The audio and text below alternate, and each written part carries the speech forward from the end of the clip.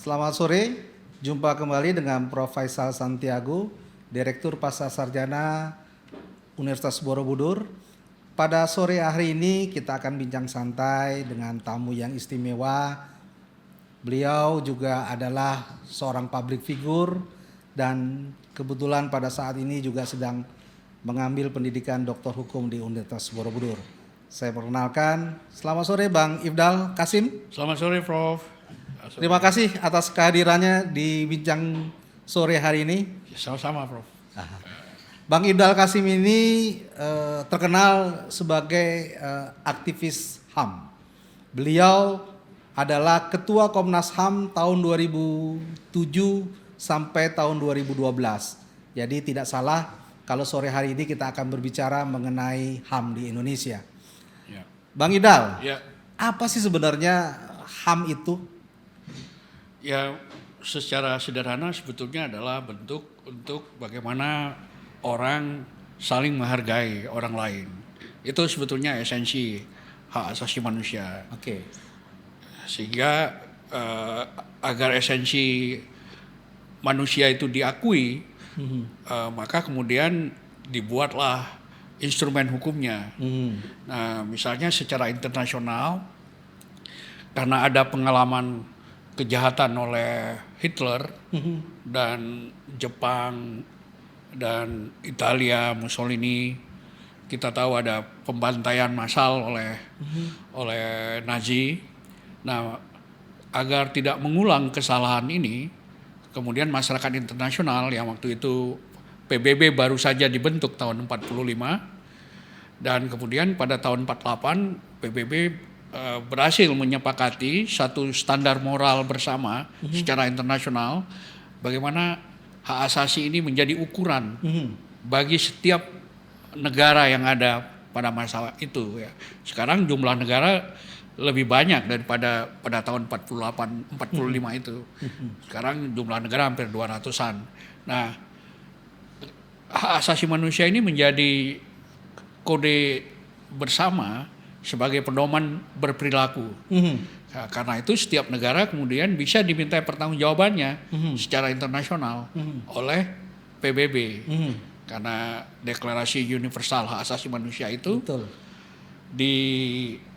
Tidak hanya menjadi sebuah deklarasi, tapi kemudian diikat dengan instrumen yang bisa enforcement melalui turunannya, yaitu beberapa perjanjian HAM internasional seperti International Covenant on Civil and Political Rights, International Covenant on Economic and Social Rights, itu konvensi internasional mengenai hak sipil politik dan konvensi internasional mengenai hak ekonomi sosial budaya. Oke. Nah, ini mulai mengikat ya.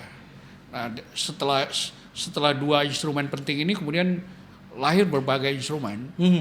Yang berbagai instrumen ini seperti misalnya International Convention on Torture, konvensi internasional menentang penyiksaan ya. Oke.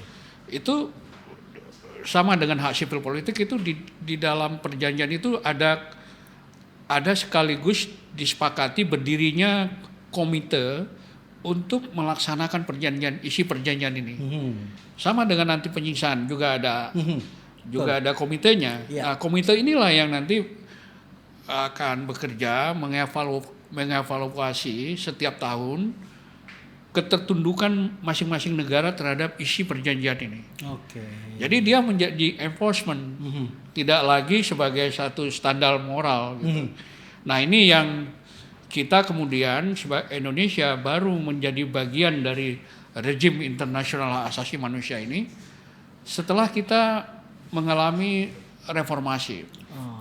Nah, kita baru kemudian mengakui hak asasi sebagai sebuah kesepakatan bersama untuk menghargai martabat manusia itu melalui amandemen Undang-Undang Dasar 45. Oke, Nah, kita mulai memasukkan hak asasi sebagai hak konstitusional. Oke. Kalau tadi hak asasi itu sebagai sebuah, kalau dari sudut filsafat hukum disebut sebagai hukum alam ya. Betul.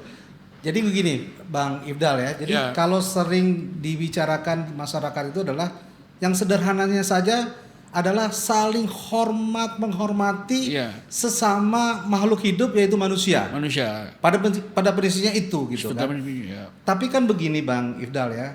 Selalu kalau ada permasalahan hukum, selalu ada permasalahan politik, selalu dikait-kaitkan dengan hak asasi manusia. Ya. Nah, bagaimana Bang Ifdal melihat fenomena seperti itu? Ya ini karena tidak diberi distingsi yang jelas Oke. antara mana isu hukum, mana isu hak asasi, sehingga dan mana isu politik. Oke. Sehingga orang confused di situ dan akhirnya semuanya jadi hak asasi kan, gitu. Orang misalnya ada satu kasus di mana orang ditabrak atau tidak mendapat pekerjaan, tidak mendapat sekolah yang baik dan seterusnya, itu menjadi isu hak asasi.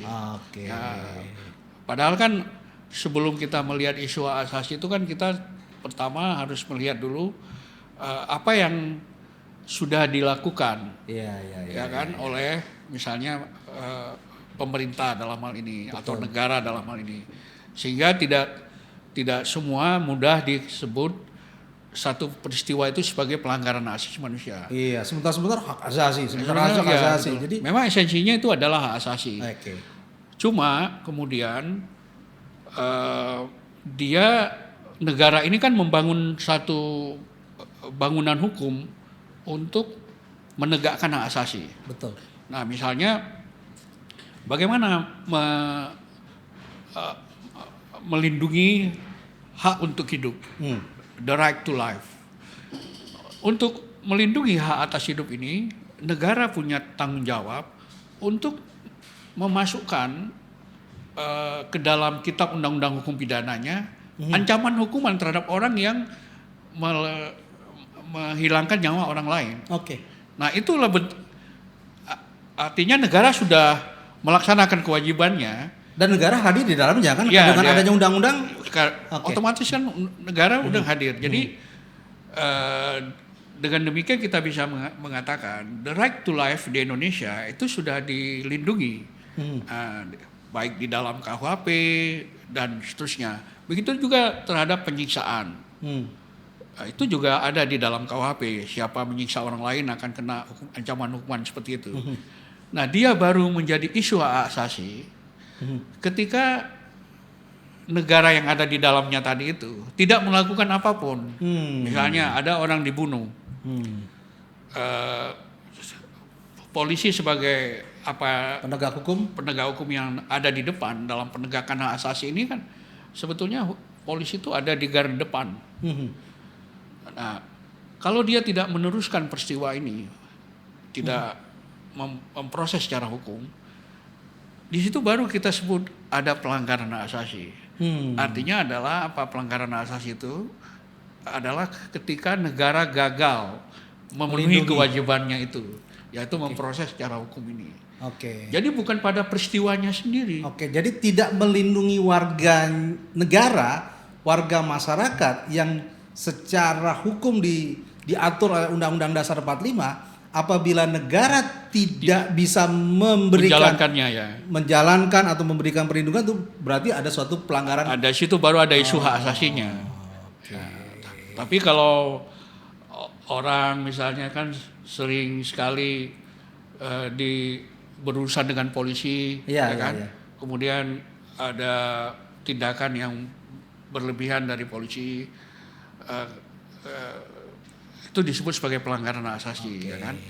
Tapi sebetulnya itu baru peristiwa hukum di mana salah satu orang itu melakukan kekerasan terhadap orang lain. Ini baru peristiwa hukumnya. Nah, peristiwa hukum ini kalau tidak ditindaklanjuti oleh yang mempunyai tanggung jawab terhadap itu sampai nanti diproses ke pengadilan. Nah, di situ baru ada isu hak asasinya tuh. Jadi isu hak asasi ini sebetulnya adalah dalam konteks di awal saya sebut tadi itu, di konteks internasionalnya, hak asasi itu adalah hak itu adalah milik semua orang. Oke. Milik semua orang. Nah, kewajiban itu ada pada negara. Negara ini kan dihadirkan untuk melindungi Warganya. warga ini. Nah, karena masing-masing punya hak setiap warga ini, maka di dalam Konvensi Internasional HAM itu juga diwajibkan untuk setiap orang itu saling menghormati hak masing-masing. Kecuali kalau ada salah satu merampas nyawanya atau merebut propertinya dan sebagainya. Nah, ini baru negara berperan di situ. Ya. Jadi memang apapun ceritanya negara itu harus hadir. Nah, begini Bang Idam, kita sering mendengar di tengah-tengah masyarakat ya, ada beberapa peristiwa yang lalu adalah seorang anak melaporkan ibunya. Ya, karena dia tidak memberikan rasa kebutuhan sebagai seorang anak untuk mendapatkan pendidikan, untuk mendapatkan makan. Apakah betul seorang anak itu bisa melaporkan ibunya karena HAM itu gitu?